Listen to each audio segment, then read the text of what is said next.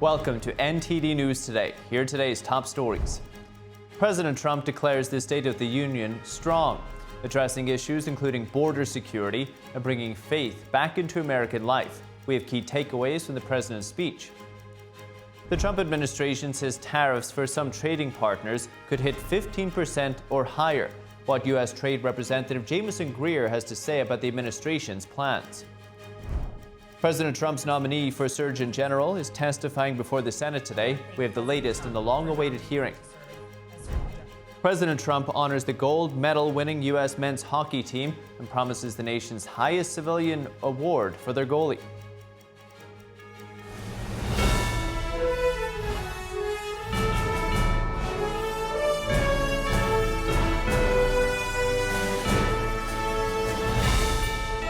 This is NTD News Today, live from our global headquarters in New York City. And today is Wednesday, February 25th. I'm Paul Greaney. It's great to have you here. We have an update on the Trump administration's plans for global tariffs and negotiations with trading partners, too. Here's U.S. Trade Representative Jamieson Greer on Fox Business just this morning. We expect to have continuity in what we're doing. Even right now, we have the 10% tariff. It'll go up to 15 for some, and then it may go higher for others. And I think it will be in line with the types of tariffs we've been seeing. We want to have continuity in this program. Now, Greer did not name any specific trading partners who might get the higher tariffs, but the trade representative says the new tariffs are compatible with existing trade deals. On China specifically, he says the Trump administration is aware that China doesn't have the same market economics as the United States, with unprofitable Chinese firms allowed to stay open and continue producing with government subsidies. Greer says this is why tariffs on Chinese goods need to remain in place. I think that over the past year, we've come to an agreement with China. They understand we're going to have some level of tariffs. You'll recall last April, we both escalated to about 145% tariffs. We de-escalated all of that. Since that time, we've had anywhere between 35, 40 to 50% tariffs on China, depending on the product. We expect that level to remain in place. We don't intend to escalate beyond that. We intend to really stick to the deal that we had before. Now it comes as President Trump is expected to visit China in April. Meanwhile, the trade representative said he spoke with his Canadian counterpart earlier today and said they would meet in Washington in a couple weeks. Greer said he's open to talk and we'll see what the Canadian side has to say, but he added that the Trump administration will still review the USMCA trade agreement by July 1st. And now President Trump's nominee for Surgeon General is testifying before the Senate's Health, Education, Labor and Pensions Committee. Ranking member Vermont Senator Bernie Sanders asking Casey Means about her stance on vaccines and autism. The American Medical Association, I don't know if you're a member of it or not, is the largest professional association of physicians representing over 270,000 doctors. And they wrote in November that, quote, an abundance of evidence from decades of scientific studies shows no link between vaccines and autism, end quote. In contrast, Secretary Kennedy has said, quote, I do believe that autism does come from vaccines, end of quote. Dr. Means, who is right? Is the AMA right? Is the scientific community right? Or is Secretary Kennedy right? I am not here to complicate the issue on vaccines. And also, I, as a physician, am very careful with my words, and I don't think it's responsible to say that we're not going to study when kids are getting many medications. I think it's important to just keep it on the table. Now, Senator's question means about a range of topics from pesticides to chronic disease, and the Surgeon General is the country's chief doctor, tasked with providing Americans with the latest health information and recommendations. Means is Trump's second nominee for the role after withdrawing his prior pick back in May. Means graduated from Stanford University back in 2009 and went on to obtain her medical degree from the Stanford University School of Medicine. She spent several years in private practice in Oregon before co-founding Levels, a health testing company. Means has said she will resign from her position with Levels and forfeit or divest stock options and stock in the company if her role is confirmed. And now 15 states are suing the Trump administration over revisions to the childhood vaccine schedule. The lawsuit argues that it illegally changed the recommendation status for several vaccines. The plaintiffs allege the administration violated that requirement by replacing members of the CDC's Vaccine Advisory Committee. The lawsuit, many experts argued the new scheme could harm the health of children. A separate lawsuit was filed back in 2025 by health organizations. In that case, government lawyers said the vaccine schedule was reasonably updated. They said the changes followed recommendations from top health officials, with President Trump saying it better aligned with some other nations. The government also said that Kennedy's replacement of the CDC panelists was legal. Officials argue that the members come from a variety of professional backgrounds and that the panel offers complex and nuanced perspectives. And now the head of Columbia University's Brain Institute is resigning. Newly revealed emails reveal a friendship with convicted sex offender Jeffrey Epstein. His resignation comes after the Justice Department released millions of documents last month showing Epstein's connections to a range of influential figures. Dr. Richard Axel said he's stepping down from his position as co-director of the Zuckerman Mind-Brain Behavior Institute at Columbia. He's also resigning from his role as investigator at Columbia's Howard Hughes Medical Institute. In a statement, Axel apologized to friends, to students, and to colleagues, adding, quote, "My past association with Jeffrey Epstein was a serious error in judgment, which I deeply regret." A Nobel Prize winner, Axel has worked as a professor at Columbia for 53 years. He said he will continue to work for the Brain Institute and remains dedicated to the university. And now President Trump highlighting what he views as his foreign policy wins in last night's State of the Union, from a Gaza ceasefire and bringing home hostages to the capture of Nicolas Maduro, also addressing Iran and the ongoing war in Ukraine. And so for analysis, we welcome Andrew Harding, Senior Associate for National Security Coalitions at the Heritage Foundation. Andrew, welcome. Good afternoon to you. We heard in his address, President Trump argued he's balancing domestic priorities with a strong international posture. How effectively did he make this case last night? Well, I think the president made a very effective case on articulating how peace through strength delivers results for the American people. The president has made very clear that an emphasis on resolving conflicts around the world is going to not only be good for those involved in the conflicts, but very beneficial to the American people and their well-being.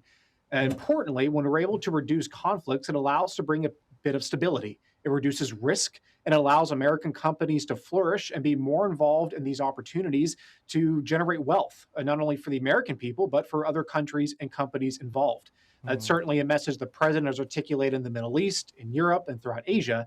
And additionally, the president has articulated how important it is to have new reciprocal trade agreements that balances unfair trade balances and puts the American worker first. Combined, the president is making very clear how these American engagements around the world are helping Americans at home economically. I want to get to tariffs in just a second, but you mentioned the Middle East. The president pointing to a ceasefire deal in Gaza, the return of hostages. He called them key diplomatic wins. How does that fit into the broader Middle East strategy of Trump's? Well, I think the return of hostages from Gaza is very important to the president's mission of seeing peace in the Middle East. He wants to be the president that ensures that this point is actually operationalized. It becomes real in the sense that we don't want to have to see the Americans get more involved in conflicts throughout the Middle East whenever it's possible. So when it comes to Israel and Gaza, the president has been very focused on getting a good resolution supporting Israel in its fights against the terrorist organization Hamas, but also being willing to pragmatically work in Gaza and with those in the territory to provide a meaningful solution that brings money, that ensures that there could be long-term development, political stability. We saw that last week with the Board of Peace and the many countries around the world that are willing to pour billions of dollars into Gaza and work with regional governments to have that stability and not see future conflicts come up in the years to come. We're also seeing that, say, with Iran, as we're seeing an increasing buildup of our military assets there.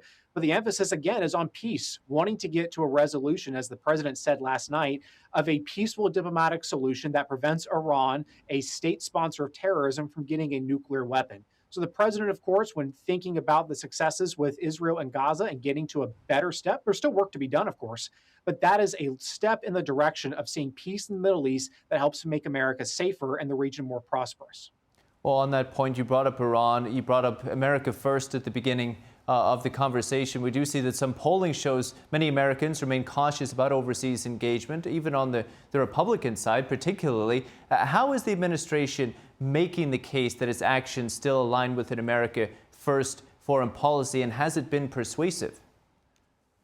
Well, I think Americans are right to question U.S. engagements overseas because we've seen through the prior administration and years before about how overdone and unnecessary engagements have hurt the American people. That's why President Trump has made clear, not only in his rhetoric, but through his actions, that he's going to put America first. And last night he articulated different examples of what that looks like, in particular with NATO, highlighting how this important defense alliance the U.S. has with many European countries is bringing deterrence towards any type of attacks towards Europe and the United States, but also ensuring that those European members that are part of NATO are paying their fair share for their defense, that they're taking over the responsibility of European security to be led by Europeans, as noting how European countries will now spend up to 5% of GDP or more on defense rather than just 2%. Without President Trump, that type of change would not have been possible. So the American people can feel confident that American engagements overseas, in this case with Europe, is able to bring down the overall spending and need for America to supplement the defense over Europe.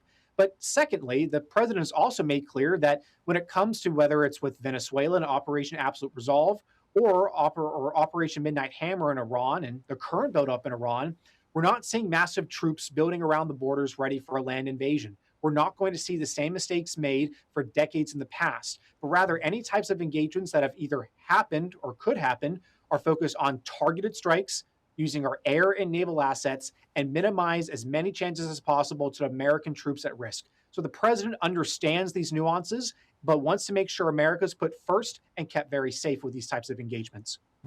I think your point on NATO has been quite the turnaround to see how President Trump has encouraged these other nations to up their spending. On Ukraine and Russia as well, we see the president last night reiterating his commitment to ending the war. That's even as negotiations remain complex. But there is a meeting coming up in Geneva. What tools does the U.S. still have to help move both sides forward? Well, I think one of the most important assets the president has is his relationship with the leaders of Russia and Ukraine. The president, again, and this is a consistent theme, is he wants to see peace. And so when it comes to this conflict, and as the president mentioned last night at the State of the Union, he wants to see the Russia-Ukraine war come to a resolution. He wants to see the fighting and killing stop. So from this perspective, the president is willing to work with both parties and other interested parties, such as our European allies and partners, to bring a solution to this conflict. So with having these relationships, it allows both countries to be willing to view the United States as a partner that is genuinely interested in a solution to the war. But additionally, when it comes to, let's say, either country is causing complications with this type of process, or they're not happy with what the Americans are doing, well, the president has not been afraid to show that there are costs with trying to deviate from the mission of solving the war. We know with Russia, the president has been willing to utilize economic tools such as sanctions and the ability to consider Russian access to financial systems and institutions. While with Ukraine, the president has made clear that it's ultimately his decision if different economic or military packages from the United States goes through. So the president has made very clear that there are costs, there are carrots and sticks that he's actively considering for the ultimate goal of peace and ending this conflict between Russia and Ukraine. And that's in America's interest to see. Yeah, it's just been incredible. Entering its 5th year, can you believe it? Just time flies. You brought up the capture of Nicolas Maduro last night. It was described as one of the most complex military operations in recent history. We have a clip. This was a major military installation protected by thousands of soldiers and guarded by Russian and Chinese military technology. How did that work out? Not too good? You also brought up Operation Midnight Hammer against Iran. What message does the success of these missions send about the U.S. capabilities and even the resolve? Well, as someone from Texas, every Texan knows the saying, don't mess with Texas. So I think what the president showed last night is don't mess with the USA. These types of operations make very clear to our adversaries, whether it's China, Russia, Iran, North Korea, or anyone in between, to don't mess with the United States. that the United States has the best capabilities and military in the world, that the president has helped rebuild in his first administration and continues to work on in the second administration, to have a strong American military that can put America first and protect the American people and our interests. So when it comes to whether Venezuela under Maduro providing a cover for narcotics and fentanyl that's been killing tens of thousands of Americans, and the ability to go in and conduct this operation and take him out, that sends any powerful message to any of our adversaries that the U.S. can meet you anywhere at any time. And the president, importantly, is willing to use that power. He does not just talk about it. He does not just talk about a strong military. He's willing to use it. And I think that should be any message. And as we think about negotiations with Iran, should be a strong reminder that the president is going to put America first in everything he does, including to the point of using the United States military to secure safety and prosperity for the American people. It's just incredible to reflect on it all. That's Andrew Harding at the Heritage Foundation. Andrew, thank you. Take care. Thank you for having me. And now President Trump presenting several major honors during his State of the Union address last night. Trump recognizing members of the military, first responders, and an Olympic athlete. NTD's Daniel Monahan has the key takeaways. 2 military pilots received the Medal of Honor. Captain Royce Williams, a 100-year-old Navy veteran, was recognized for his combat service. Trump says Williams flew a secret mission involving what Trump called a legendary dogfight during the Korean War. Flying through blizzard conditions, his squadron was ambushed by 7 Soviet fighter planes. It was his first aerial combat of the war, and despite being massively outnumbered and outgunned, Royce led the takedown of 4 enemy jets. While Chief Warrant Officer Eric Slover was honored for leading the operation that resulted in the capture of former Venezuelan dictator Nicolas Maduro. I would now like to ask General Jonathan Braga to present Chief Warrant Officer Slover with our nation's highest military award, the Congressional Medal of Honor. Slover led the first Chinook flight to reach Maduro's heavily fortified Caracas compound, which was defended by thousands of soldiers. Despite taking multiple gunshot wounds to his leg, Slover completed the mission and got his crew home. Turning to sports, the president welcomed the U.S. men's Olympic hockey team to the chamber. Here with us tonight is a group of winners who just made the entire nation proud. The men's gold medal Olympic hockey team. Come on in.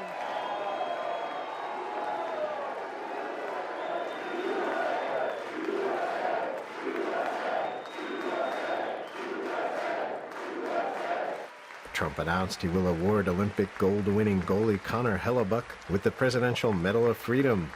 Think of it, 46 shots on goal, and I asked him, the one shot, the one where you put your stick in the back and it hit the neck of your stick and bounced off, do you practice that, or was that a little lucky?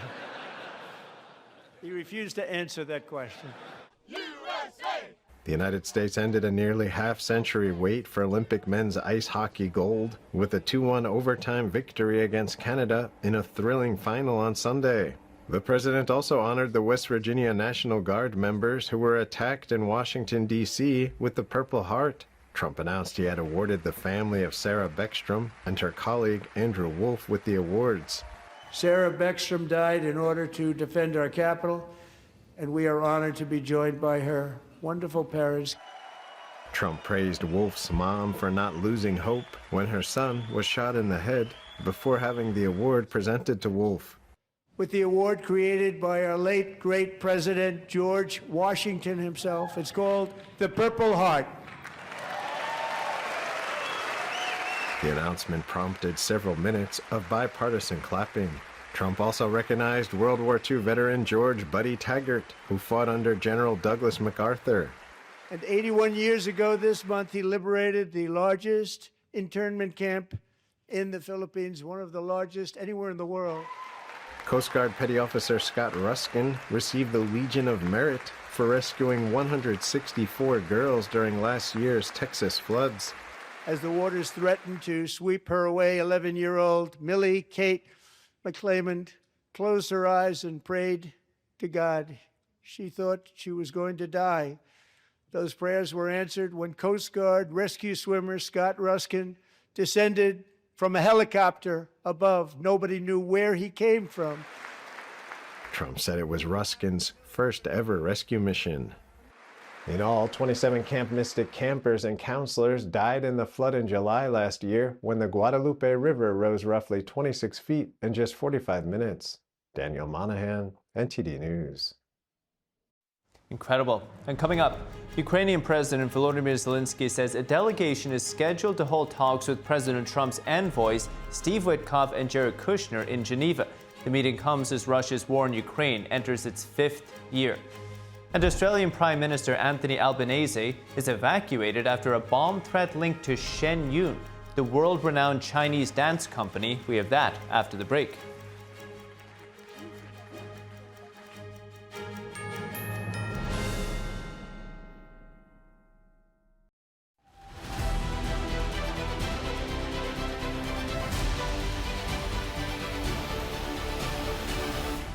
I'm Paul Graney. This is World Watch. Ukraine's President Volodymyr Zelensky says officials are scheduled to hold talks with President Trump's envoy Steve Witkoff and Jared Kushner in Geneva. Tomorrow's meeting will mark the latest effort to end Russia's war in Ukraine, now in its 5th year.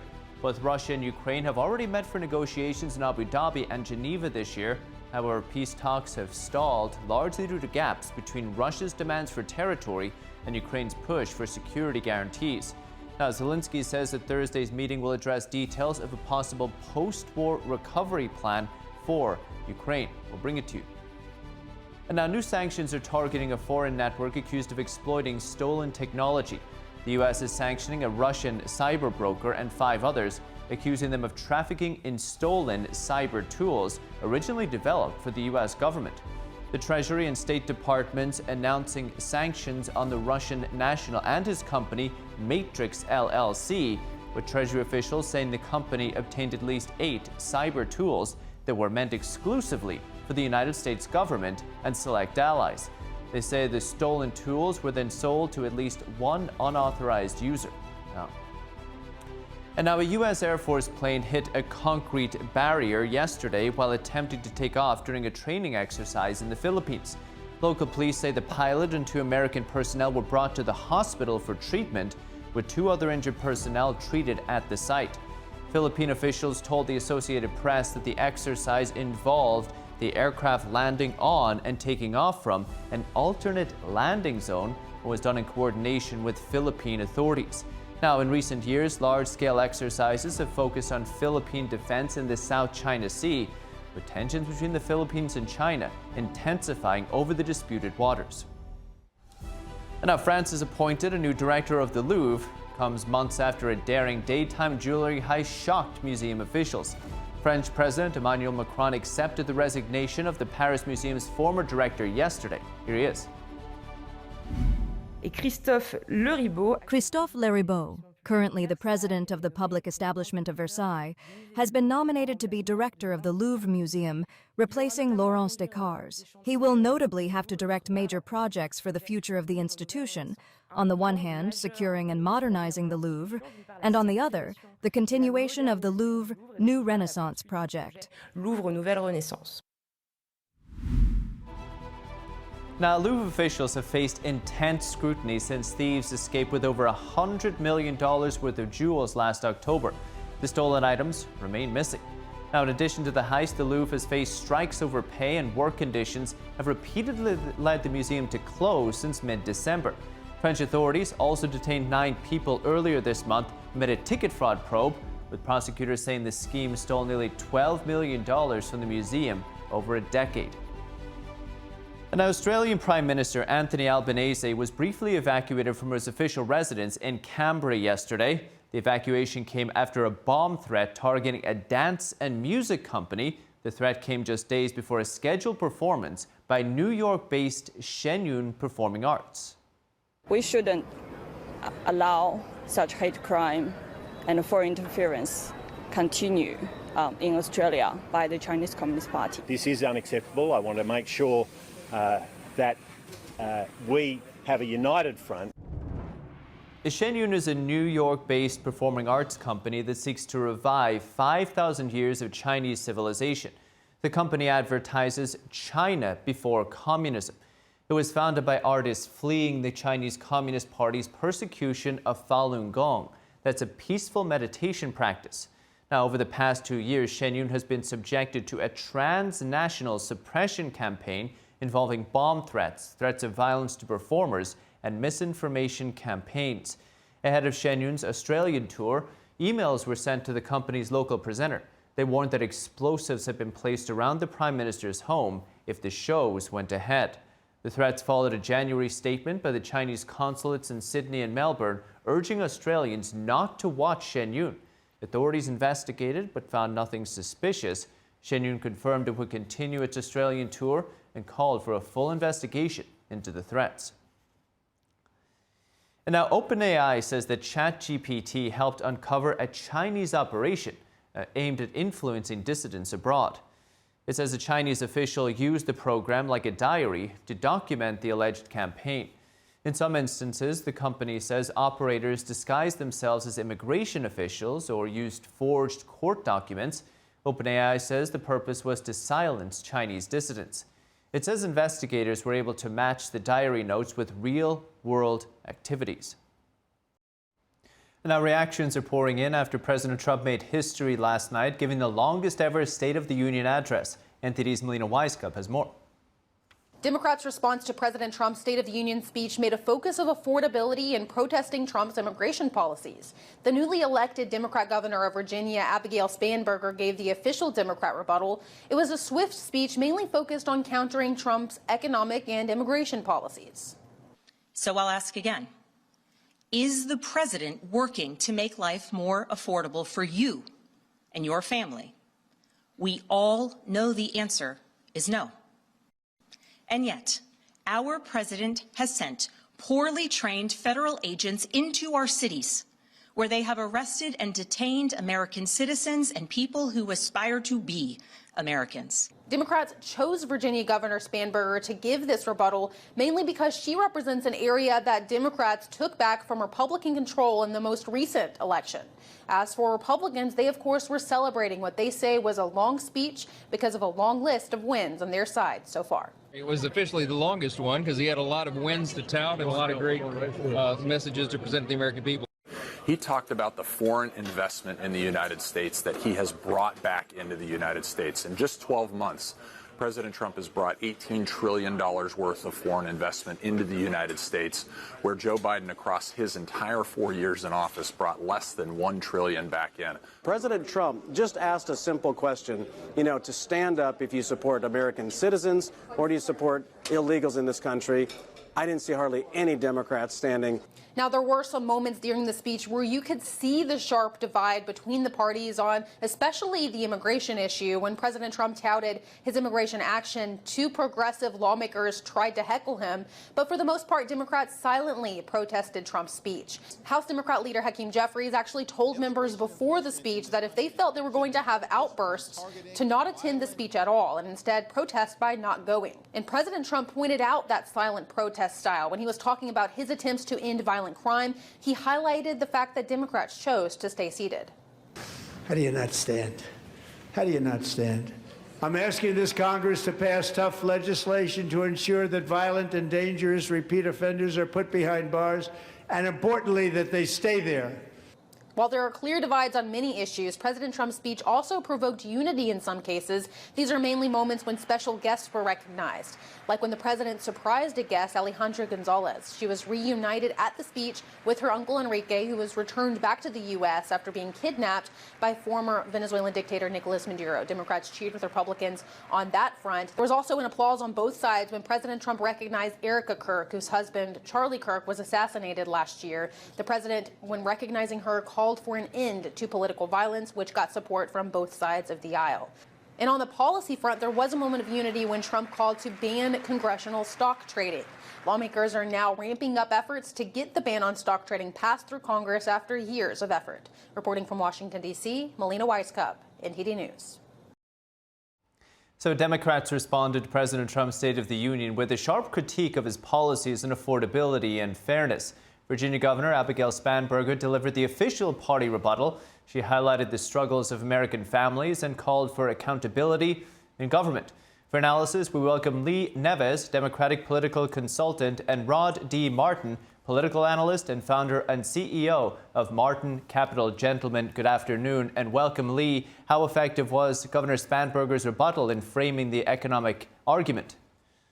I think she was great. I think she did a wonderful job. Look, oftentimes, both Republican and Democrat rebuttals, they can be a little awkward. Let's go back to Marco Rubio and his bottle of water. You're sitting alone in an empty office trying to rebut a primetime speech. It just gets awkward. The setting was great. She was comfortable. She was in her home state. She was in the Virginia House of Burgesses. She had an audience with her giving applause to her lines. And she really pointed out the economic realities that a lot of Americans are facing. You know, the president spoke a lot about winning on the economy, yet groceries are still up. You know, Americans are still feeling the pinch of affordability. Groceries are up between 1.7 and 2.3% from last year. Coffee, this cup of coffee right here, still up 33%. Steak up 18%. People are still feeling the pinch of affordability. And when the president did mention affordability, he mentioned it in a mocking tone. And that's, if you're trying to get voters to the midterm, if there's one thing the president should have learned from him winning in 2024, you don't mock what the voters are feeling. The voters are still feeling that pinch. I think that Governor Spanberger did a wonderful job. She was very energetic. She was precise. She was concise. Did a really good job bringing home not only that affordability is still a major issue that has not been tackled by this president, who promised when he was inaugurated on day one he was going to bring prices down, but also pointing out the problems with ICE and with that immigration enforcement. And the problem Republicans are facing there, it's not that people have changed their minds on whether we want a secure border. Everyone does. It's not that they've changed their minds. People have changed their minds on getting undocumenteds who are committing serious crimes and felonies out of this country. Most of the people agree on that. It's the method and the manner and what they're seeing on TV. You know, let's get to immigration in just a second, Lee. Let's get to immigration in just a second. I want to get Rod's thoughts on affordability first. Rod, so as Lee pointed out, Governor Spanberger, she said that President Trump's policies are making life more expensive for Americans. President Trump had a very different take on things. Who was more persuasive? Well, the president was clearly more persuasive. The governor, by the way, to her great credit, beautiful setting, great delivery. She did a good job with a terrible, terrible set of facts. The idea that any Democrat can look you in the eye with a straight face and talk about affordability when every affordability in this country happened in Joe Biden's 4 years just never ceases to amaze me. There is no limit to the hypocrisy of this. 9.1% inflation spike in Biden's first year. The Democrats were trying to make everything vastly less affordable by imposing the biggest tax hike in American history. 100% of Democrats voted for that tax hike last year when Donald Trump saved us from it with the One Big Beautiful Bill. Groceries are down. Who are you kidding? Gasoline is down. In one state, down as low as $1.89 a gallon. We were over $6 under Joe Biden. Everything is headed in the right direction. And so the Democrats are gonna have to focus on nonsense issues. And I'll give you a perfect one. The protests they created, they manufactured in Minneapolis for the purpose of provoking ICE and trying to create a scandal, are the perfect example, because similar enforcement operations were going on in 9 other cities simultaneously without incident. They are trying to create a narrative that distracts from their failures, and they're gonna fail at it. So, Lee, you brought up immigration. Rod has very kindly brought us back to that original point. Who was more persuasive on the immigration argument last night, the president or the governor? Look, your eyes don't deceive you. What the American public has been seeing and why the president's numbers have tanked on immigration is they have seen a vastly untrained ICE force. You know, the training for your ICE officer has gone from 6 months to 45, 50 days. They have seen them in Minnesota And not only in Minnesota, in LA, in everywhere across the country, you are seeing ICE agents arresting American citizens and detaining them. And after hours or days saying, oh, sorry, our bad, you can go now. They have seen 2 American citizens been killed in Minnesota. You know why they had the protests in Minnesota? Because they sent up Greg Bovino, who decided he wanted to be a superstar and act like a tough guy. And even the president has said, I probably should have had a softer hand in Minnesota. Minnesota was a disaster. The American public has seen that. And what the American public is saying is we don't like it done that way. We don't like the optics. We don't like how it's being done. Their views on it haven't changed. How it's being done has. And unless the Republicans embrace the fact that, maybe ICE has gotten a little out of control. Maybe we need to go back to those 6 months of training. Maybe we don't need to have cowboys like Greg Bovino out there trying to be tough guys. Unless they do that, you're going to have these optics happen over and over and over again. And what the American public sees on TV, if they don't like it, it's not going to be good for the Republicans in the midterm. Very good. We'll stay on Minnesota. President Trump spent part of his speech focusing on alleged fraud in government programs there. Let's take a listen. But when it comes to the corruption that is plundering, it's plundering America.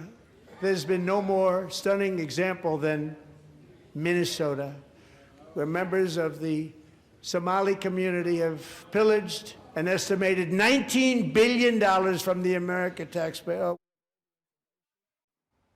Rod, is this a winning point for the Republicans, or is it likely to offend some people?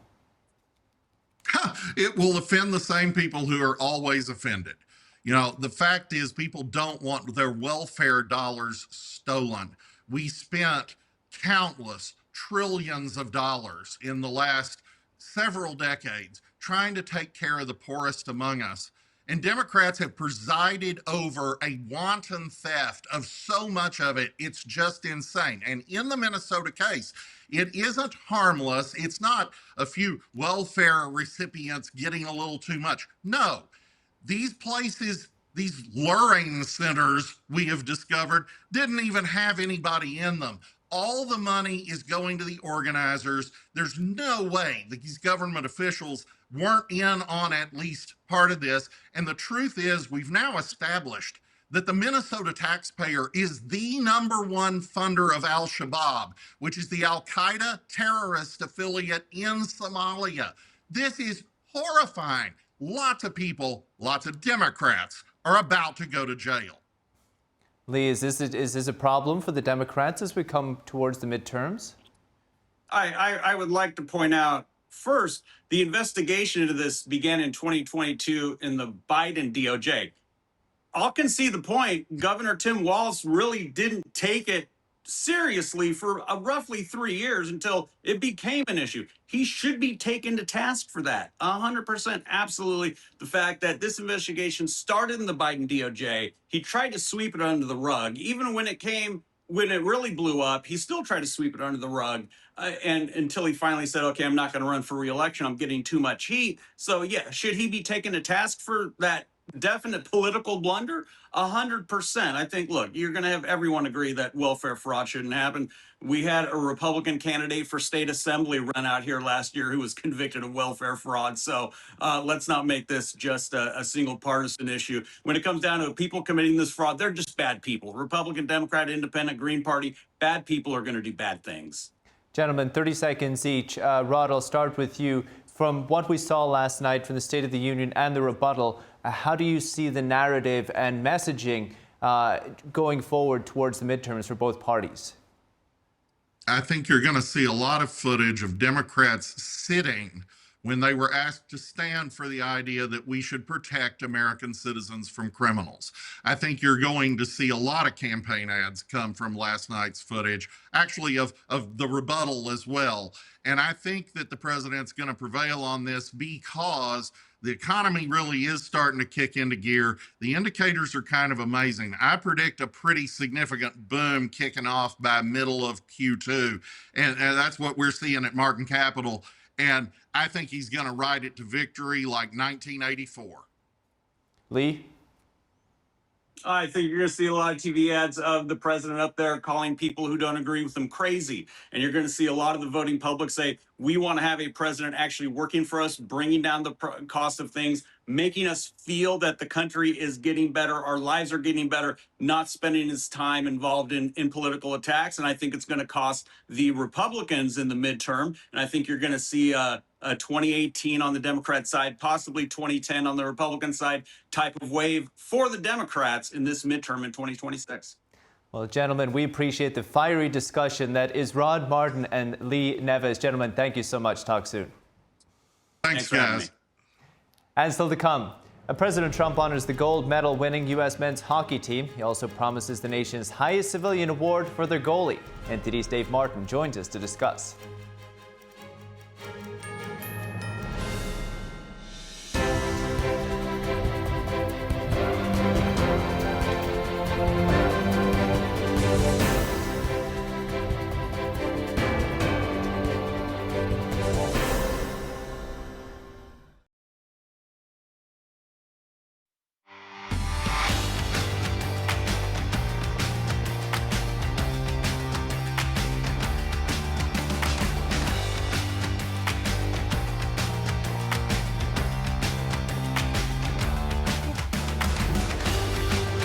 And now for your sports news, we're joined by NTD's Dave Martin. Dave, good to see you. Hey, good to see you, Paul. Dave, bunch of hockey news today. We'll get to the NHL in just a minute, but last night's State of the Union, Team USA, big celebrations for them. Yeah, you know, the hockey team, they're really the toast of the country right now after beating Canada for the first hockey gold since 1980.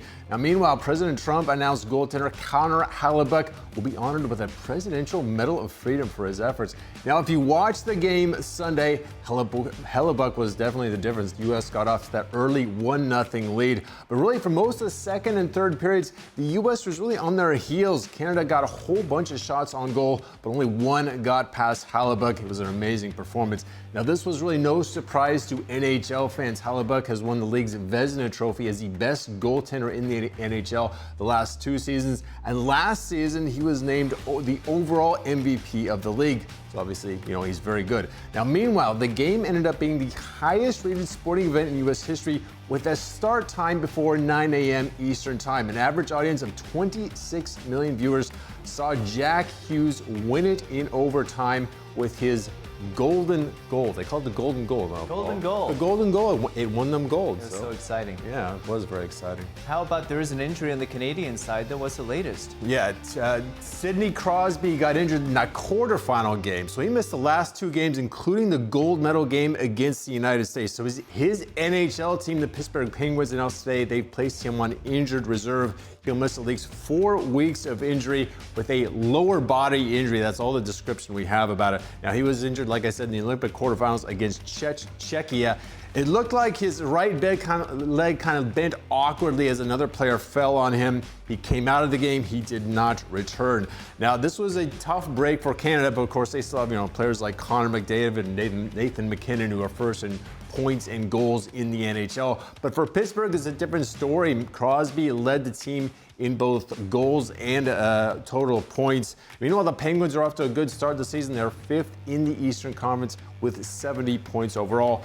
Crosby, meanwhile, in 2010, he scored Team Canada's golden goal in overtime against the USA. So, oh my God, comes full circle. How about that? Oh my gosh, they missed him. It was a heartbreak. You know, it was a heartbreaker in 2010. But yeah, they definitely missed him. Good for the U.S. Hey, Olympics. A lot of exciting moments. Big heartbreaking moment. Airlifting away of Lindsey Vonn. What's the latest? Oh yeah, that's terrible. You know, Vonn though finally out of the hospital after multiple surgeries, more than 2 weeks after that terrible crash. You know, like I said, she's had multiple surgeries on her legs after suffering a complex tibia fracture on her left leg. Now, a complex fracture, it's a severe type of bone break where it shatters into multiple pieces. Let's listen to what Vonn said earlier this week about that complex fracture here. And the reason why it was so complex was because I had compartment syndrome. And compartment syndrome is when you have so much trauma to one area of your body that there's too much blood and it gets stuck.